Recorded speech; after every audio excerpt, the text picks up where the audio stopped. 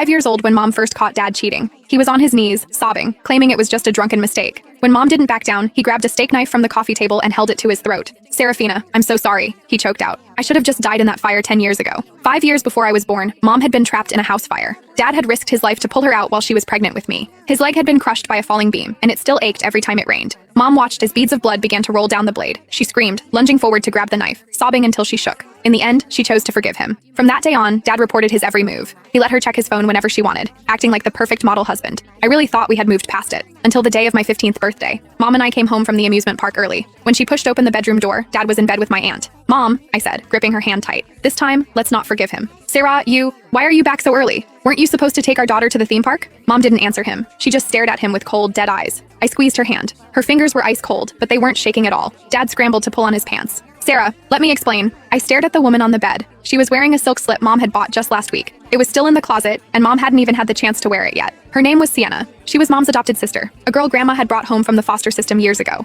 Mom used to tell me how Sienna followed her around like a little shadow when they were kids. Mom did her hair, tutored her, and even gave up her own college fund to make sure Sienna could graduate. And yet, she had betrayed Mom twice now. "Sarah, Sienna looked up with red-rimmed eyes, but I could see the faint glimmer of triumph hidden in them. "Don't you dare call her your sister," I yelled, stepping toward her. "You said you loved my mom more than anyone. You said you'd never do it again. How could you be so cruel? Twice, and on my birthday of all days." "Joy." Sienna bit her lip, tears streaming down her face. "I just came over to drop off a gift. We had a little to drink, and then, you're a liar." I was so angry I could barely breathe. "You give gifts in people's beds? Do I look like I'm 3 years old?" "Joy!" Dad suddenly roared at me. "Watch how you talk to your aunt. She's not my aunt." I turned on him, glaring. "And you're not my dad. You're a liar. You promised you'd never hurt Mom again." I couldn't help it. The tears finally spilled over. "Do you have any idea how hard Mom worked to get these tickets? You said you had to work late. Instead, you were here with her." I pointed at Sienna. The word disgusting caught in my throat. Dad's face turned a sickly shade of gray. His lips moved, but no words came out. Sienna crawled off the bed, trying to grab my arm. "Joy, sweetie, just calm down." I shoved her away with all my might. She went down easily, letting out a sharp cry of pain. The look in Dad's eyes changed instantly from guilt to rage. "You dare put your hands on her?" I didn't even push her that. Before I could finish, a heavy palm slammed across my face. I clutched my cheek, my head spinning. I was completely stunned.